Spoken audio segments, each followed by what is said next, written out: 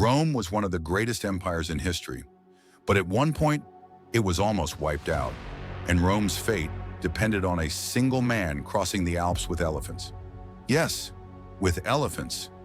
The Western civilization we know today, law, the Latin language, Europe's map, was saved by the narrowest margin in a single war. That war was called the Second Punic War, Rome and Carthage. One was a land power built on disciplined legions. The other was a trade empire ruling through wealth in the seas. Rome won the first war, but Carthage did not accept defeat, and the name of vengeance was Hannibal Barca. Everyone expected Rome to be attacked from the sea, but Hannibal said this: "I will strike Rome at the heart of Rome." Then he did what was considered impossible. 50,000 soldiers, 9,000 cavalry, 37 war elephants. He crossed the Alps. Cold, hunger, avalanches, rebellions. Half of the army lost their lives along the way.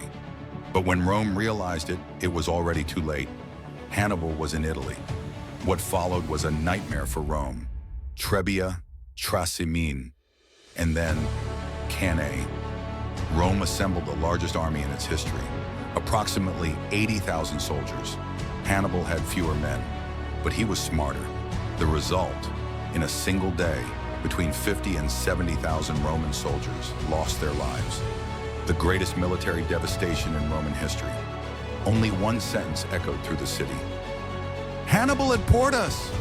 Hannibal is at the gates!" But Rome did not fall, at least not yet, because this silence was not a display of strength. It was a state of shock. After Cannae, Rome was silent. There were no songs of victory, but there was no panic either. The Senate convened, and the coldest decision in history was made: we will not surrender. New armies were formed, slaves were armed, the gold of the temples was melted down. But for the first time, this question began to circulate in whispers. Is this really enough? Everything that would normally signal the collapse of a state turned into a machine of resistance in Rome. And Rome made its hardest decision. It did not fight Hannibal. It watched him. It burned the fields. It blocked the roads. It did not open its city gates. As Hannibal kept winning, he began to realize one thing. Rome was still standing, but this was not a challenge. It was stubborn resistance. And at that moment, it became clear. Rome had not lost.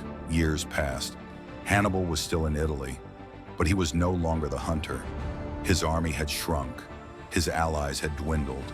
No support was coming from Carthage, and Rome asked this question: why are we still defending? The answer came from Africa. Scipio, he imitated Hannibal. He carried the war to the heart of Carthage. Roman legions landed in Africa, and history turned around. Hannibal was recalled. This time, Hannibal was on the defensive. Rome had learned. Time was against Carthage. Roman cavalry struck from the flanks. Hannibal's tactics were used against him, and the war came to an end. What if the winner had changed?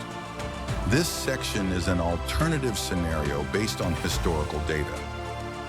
What if Cannae was not the moment Rome recovered, but the moment it hesitated? In real history, Hannibal waited. In this scenario, he did not. He marched on Rome. On the same day, support arrived for Carthage.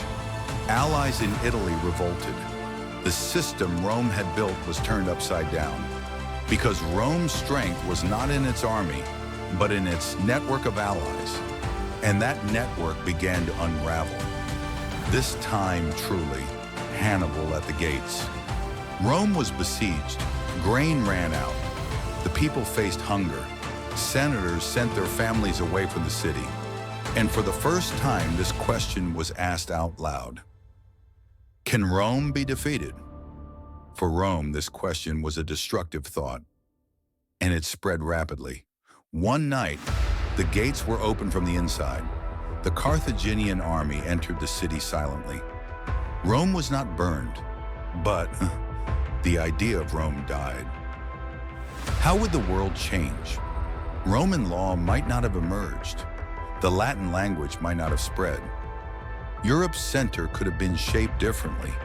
Instead, trading cities, naval power, mercenary armies, local belief systems might have prevailed. Perhaps the Middle Ages, as we know them, might never have happened. The greatest irony of history. In real history, Rome won and believed it was invincible. In this scenario, Carthage won but never managed to build a single empire. The world might have become global earlier, but far less centralized. In short, Rome did not win a war. It won an idea: never surrender. But what if that idea had died at Cannae? Discussion question. If Rome had truly fallen after Cannae, do you think humanity would have awakened to a more just and freer world? Or would a more chaotic and ruthless age have begun due to the lack of a central order? In today's world, was Rome's legacy a gain or a missed alternative? And we are the ones who witnessed everything but never intervened. In short, the witnesses of time. While you debate the answer to this question, we will continue to offer you a different perspective. Hopefully, our paths will cross again.